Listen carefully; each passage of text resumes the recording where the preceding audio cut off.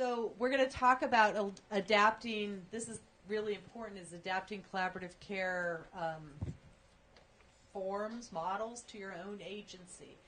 So what do? You've got this great resource. You're going to take it back, and we're going to talk about what components might fit at your age, or you have already at your ages. Maybe you never even thought of them as collaborative care.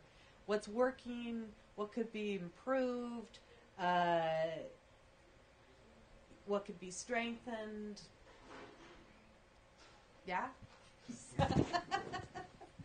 Real quick,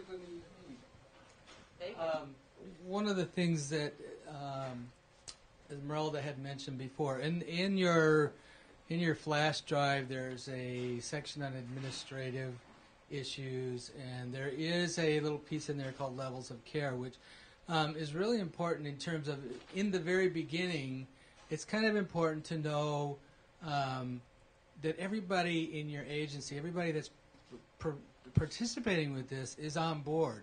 So sometimes we forget, the administrator may know what's going on but forgets to tell anybody else. The middle manager may know because they're the ones that are attending the meetings, and they don't tell the administrator or they don't tell the receptionist. And usually the receptionist is the last one to know about anything. So in this levels of care, it's on the flash drive under administration. It kind of talks about the various issues that each level of employee in your agency should be aware of, so that when someone comes in, no matter who they talk to, if it's the receptionist at the front desk, if it's the manager, if it's the CEO, whoever, everybody knows what we're talking about here and knows who to refer someone to. And hopefully even the receptionist will know enough about depression to recognize signs and symptoms and be able to, from their desk, make some kind of referral. So, I think that's important. Yeah, one other thing is we didn't really tell you. You know who we expected in this room? We expected the administrators to come to this room. In the SPA 6 conference, this was the administrators section.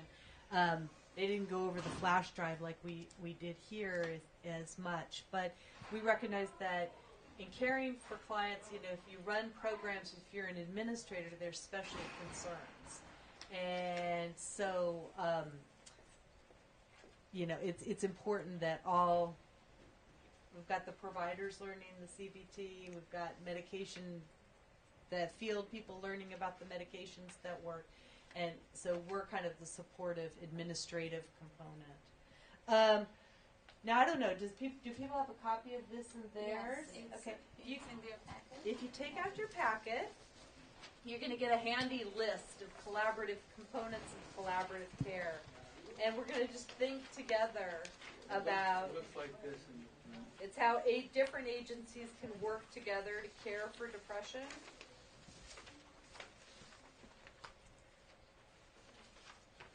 Okay.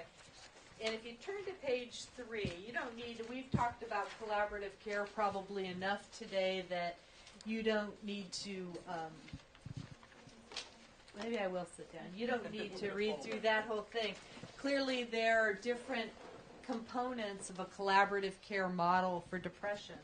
And I just kind of want to have a discussion about, think about your own agency. Maybe we can shout out about the 3 components. Let's identify a few components that are going well for you at your agency in terms of collaborative care.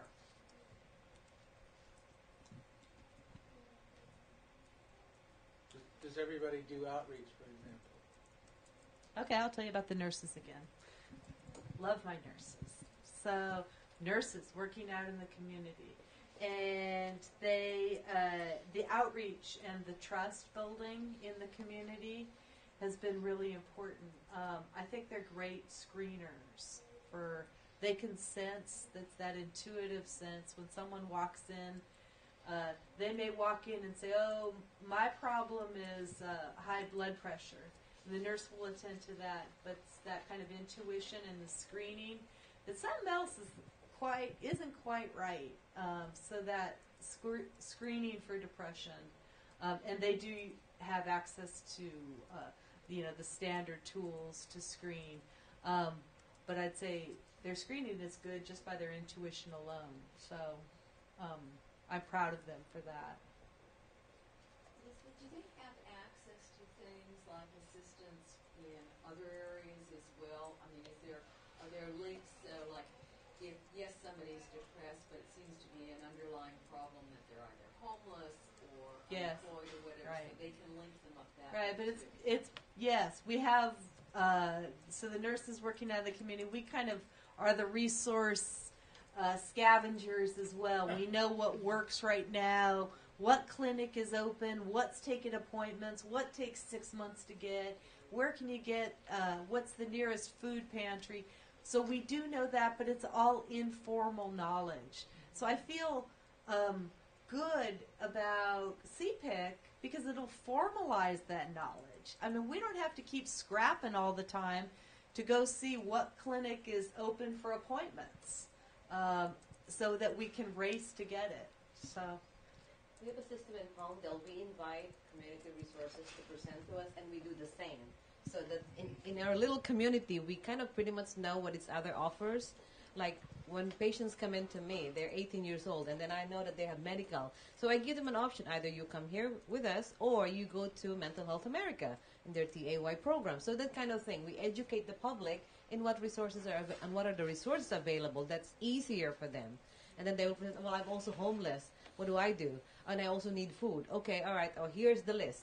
So you're on your own now. I mean, we kind of tell them. And then we tell them that if there's nothing else in the list, call 211. You know, that kind of thing. Help them navigate the system. Okay, I don't have voucher. I don't know how to. I'm new in the area. Where do I get, transportation support? So those kind of things. We don't necessarily deal with mental health only. It's the whole gamut of life. Meaning apartments, housing, food, domestic violence issues, support groups. There's somebody who's in grief. Then we tell them there's a chapter of Compassionate Friends here. This is the meeting time, that kind of thing. And we have a resource book in every room. So anything that presents itself, here it is, kind of thing. And it's up to them to kind of navigate the system. Well, the problem with those resource book, anybody ever use the Rainbow Directory? By the time it's published, it's no good. So we actually update it. Yeah. Update it, but things change on a weekly basis, right? So it's really that word of mouth on the street, what works and doesn't. Like, I'm so happy to hear about your program that at USC that hadn't heard of that before. So that's what Mago Investigate. But it's always listening carefully, investigating. So anyway, so that kind of outreach and referral, those are components of collaborative care.